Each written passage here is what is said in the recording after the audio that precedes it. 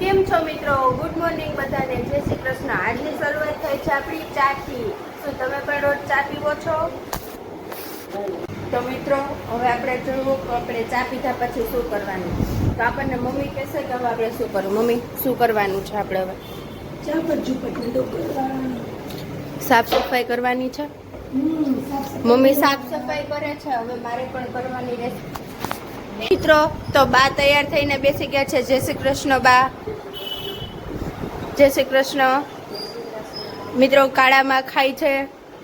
શું ખાવ છો કાળામાં? ખાખરા. તો મિત્રો અને મમ્મી હવે સાફ સફાઈ કરે છે. એ મને કંઈ કહે પહેલાં હું કરવાનું. તો ચાલો હવે આપણે તૈયાર થઈ પછી અમારે જવાનું છે ગોયણી જમવા માટે. શું તમે પણ જાઓ છો? જણાવો અમને કોમેન્ટમાં. જય શ્રી કૃષ્ણ.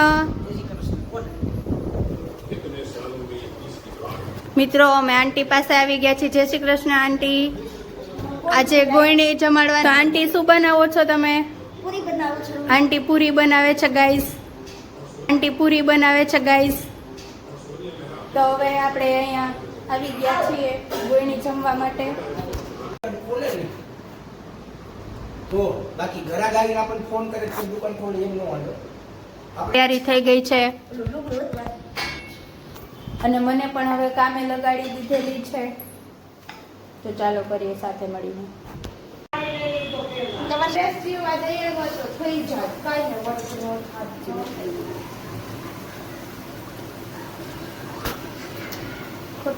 ગરમા ગરમ પૂરી તૈયાર થઈ ગઈ છે. મમ્મી બનાવે છે પૂરી. Hi mummy. જમવાનું તૈયાર થઈ ગયું છે. જમવામાં પૂરી, શ્રીખંડ, શાક, દાળ ભાત, ખીર છે.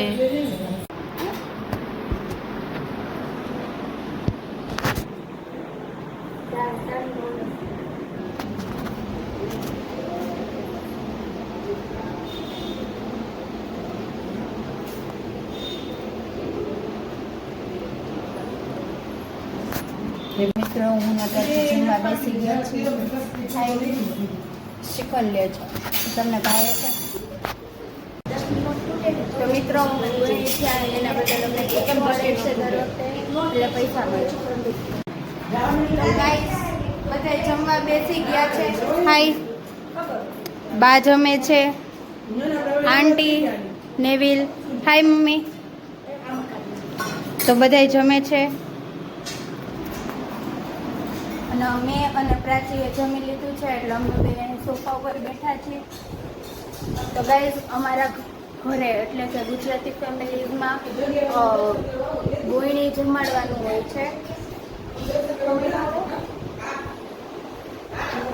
ચૈતર મહિનામાં અમારા ગુજરાતી ફેમિલી હોય ગોયણી જમાડે. જેમ પંચક હોય છે એવી રીતે અમારે ગોયણી જમાડવાનું હોય છે. આજે અમારા ઘરે એ છે. તો અમે બે છે ને અત્યારે જમવાનું લેવા માટે આવી ગયા છે. હવે હજી અમારે લેવાનું છે પાઉંભાજી ને ઢોસો. આપણે લઈ અને બતાવીએ. આજે હું કંઈક આવું ખાવાની છું. Burger, sandwich, garlic bread. But we are Gujjus એટલે અમારા માટે છાશ મેન્ડેટરી હોય છે. હું અને પ્રાચી અમે આવું ખાવાના છું. ગાઈઝ અને ડેડી ખાય છે પાઉં અને ભાજી. Hi daddy. તો મિત્રો આજનો વ્લોગ તમને કેવો લાગ્યો કોમેન્ટમાં જણાવો. લાઈક કરો, શેર કરો અને સબસ્ક્રાઈબ કરો. Thank you so much for watching.